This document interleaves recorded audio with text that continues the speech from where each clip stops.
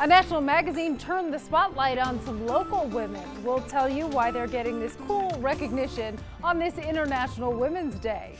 Despite some of the snow and grapple today, we are trending warmer for the rest of this month. Let you know when you might expect 50s in our forecast.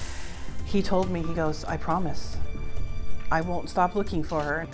A Washington State patrolman promised her he'd find her service dog after a crash, and tonight, the pair is reunited. Welcome, everyone. Thanks for joining us. I'm Jane McCarthy. Good to have you with us. I'm Mark Hanrahan. We have seen all sorts of weather this week, and the weekend may keep us guessing. Yeah, meteorologist Thomas Patrick in the Weather Center tonight to fill us in. Hi, Thomas. Hey there. Hopefully I can take that guesswork out of this weekend's weather. But today ended up being quite interesting, especially with snow and grapple experienced in a couple spots in the inland northwest. Any of that activity is actually dwindling away as of this hour, so Doppler radar has been thinning out little by little. Might be a couple small spots of some very light snow showers in and around the area, but doesn't look like any of that is hitting the interstate anymore, unlike what we saw during the 4 o'clock hour. I'll take you to Lookout Pass. Road conditions look a little wet, mostly because we've been just barely above freezing each day, so that snowpack slowly melting back onto the roads. But of course, we get below freezing at night, so just be a little cautious on some bridges and overpasses, as there could be a few slick spots. But otherwise, looks like the precipitation out of the way for the most part. We'll be back above freezing for tomorrow. But you heard me mention at the top of the show, 50s may be in our forecast. I'll let you sit on that a little bit longer. I'll explain when we might be seeing that. Might be sooner than you think. That's coming up in a few minutes. You're speaking my language, Thomas. Thank you. Well, if you have spent any time on social media today, you may have noticed it is International Women's Day. Every year on this day, both women and men around the world participate in marches, speeches, and in some areas, protests. On this day of celebrating women, we wanted to share a national publication that's actually featuring local women. It's hitting the store shelves across the nation now. It's a magazine called Where Women Create. It is a national publication that shines a spotlight on women who are living their dreams and putting their passion into their work.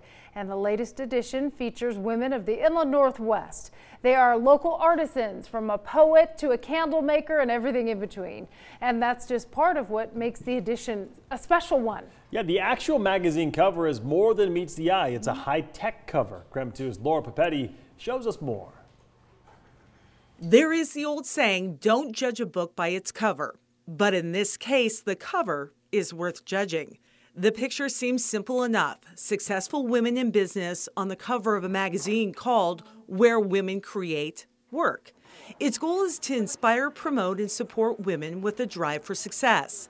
However, it's what you don't see, what's not obvious, that may catch your attention. So it's so fun to take your cell phone, download that app, it's super easy, and then hold it up, and this really great, inspiring video shows. The magazine is one of the first published to have an augmented reality cover. If you don't know what that means, you're not alone.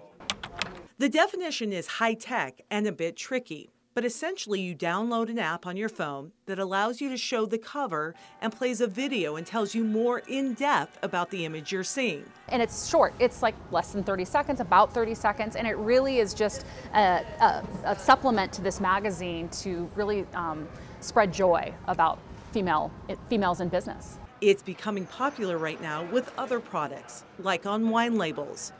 Again, you wave your phone in front of the label and it plays a video or tells you more. Our customers are used to it. We've carried a lot of wines that have, like 19 Crimes, that have this, fun reality, very intuitive and engaging type labels. So for that magazine, I think it's great to really get your customer just to, instead of just flip through it, to interact and to learn more. Now, while the magazine is filled with more traditional articles and pictures, the cover may end up being the hottest topic of all. Reporting in Spokane, Laura Papetti, KREM 2 News. Very cool. And Where Women Create is available at World Market, Costco, and Barnes & Noble. The quarterly magazine is $16.99. The app is free. The augmented reality is a very cool feature. It's kind of fun. Yeah. Well, Idahoans packed into the State House today to weigh in on a bill to fund Medicaid expansion in the state. That bill, among other things, would add a work requirement to qualify for the pending Medicaid expansion. Voters passed the expansion back in November, with 61% of voters in favor of it. The governor has instructed us to get an Idaho solution. It may look a little bit different, but I believe we have to do it fiscally responsible, but we also have to do it medically responsible so that the people are getting the care they need. And I believe that's the balancing act that we're trying to create at this point. What that exactly is going to look like, you know, your guess might be as good as mine. That's just not what the people want. And I believe we're elected, and the Democrats, we believe we're elected to represent the will of the people.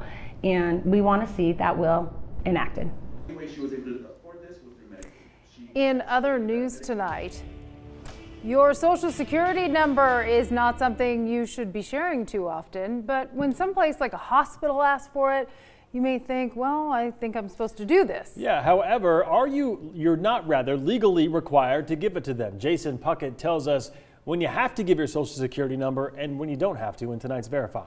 What's the first thing you do when you get to a hospital? Paperwork. Lots of it. And amongst the questions about medical issues and insurance info, a lot of places are now adding a box asking for your Social Security number. That's why viewer Kirk sent us this question. Is it required I give my Social Security number to doctors and hospitals? In 2017, there were nearly 900 data breaches involving Social Security numbers, and the Identity Theft Resource Center estimates that meant more than 158 million Social Security numbers were exposed. Meaning, great question, Kirk. Let's verify. Do we have to give doctors or hospitals our Social Security number? Our sources here are the Social Security Administration and the American Medical Association. Let's start with this lengthy chart. It's a list of all the laws and requirements about when you have to use your Social Security number. For instance, in 1970, all banks were required to obtain customers' Social Security numbers. But there's nothing on the list that mentions hospitals, urgent care facilities, or anything related to medicine. Turns out only a few groups have legal rights to your Social Security number.